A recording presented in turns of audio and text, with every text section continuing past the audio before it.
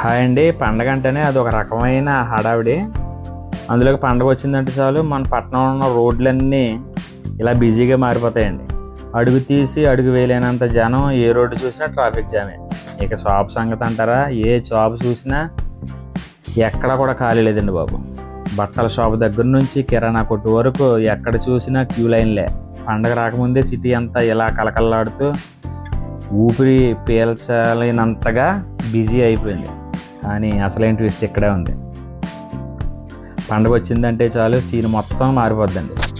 ఈ పట్టణం అంతా ఒక్కసారిగా ఖాళీ అయిపోద్ది. జనం అంతా పల్లెటూరు పడతారు. అక్కడ ఉంటుందండి పల్లెటూరులో ఆడావిడే.